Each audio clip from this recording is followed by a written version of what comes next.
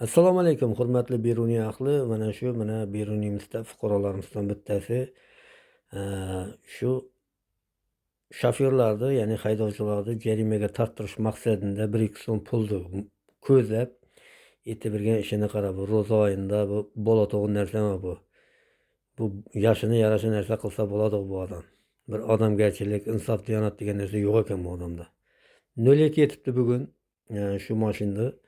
Hele mana video registrator yazıp turgan, şunun için bu adamın yüzlerini polni ko'rsatib, şu adamdan ehtiyot bo'laverasizlar.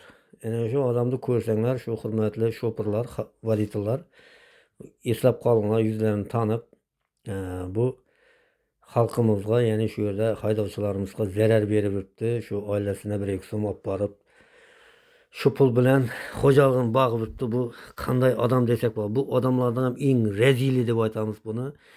Eng o'ta ketgan jirkanchi deb aytamiz.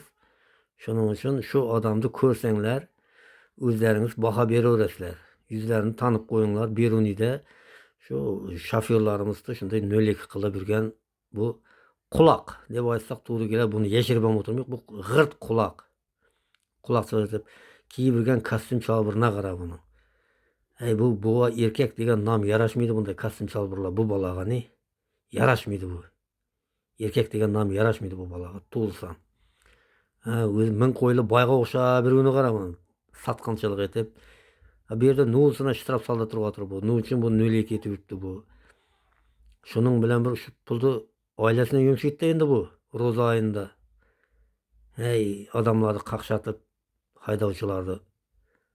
Bundan boshqa bizim bu mashindan boshqa da mashinalar turibdi u.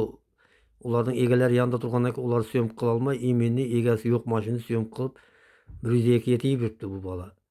Tanib qo'yinglar, kim bo'lsa da agar tanısanglar, yaxshilab aytinglar, bu endi o'zining yuzini, asl basharasini ko'rsatdi bu. Quloq ham ulug' o'zi, quloqligi aniq o'tiribdi. Quloqlar ham kengayib ketgan. Quloq bu aniq, chisti quloq. Shu haydovchilarning yani qaqshatib pul tovib bergan bu bir jirkanch odam bu. Yaxshi odam emas bu. Yaxshi odam bo'lsa ro'za oyida bunday ishlar qilib bermaydi. O'zlaringiz ko'raverasizlar endi bu yoqni. Baho beringlar ko'rib, o'zlaringiz bu odamga kommentariyada fikrlaringizni qoldiringlar. Iloji boricha maksimal darajada tarqatinglar. Shu Beruniy tumanimizda ko'pchilik haydovchilar bu odamni tanib qo'ysin. Endigina ko'rgan yerda o'zlari javobini berib, gaplashib, ya bir normal odam bo'lsin bu, ya butun umr shunday quloqlik bilan o'tib ketsin bu odam. Bundan yaxshi odam chiqmasa kerak. Beshara aytib turibdi, quloqlarni qarasa. Lokator. Yaxshi kuningga buyurmasin, shu tovib o'tirgan pullaring sen. Shunday deb odamlarni, shofyorlarni qaqshatib yuribsan-ku. Yaxshi kuningga buyurmasin. Ro'za oyida shunday yaxshi niyatlarni qilib aytib o'tirmiz sana. Eng zo'r niyatim shu.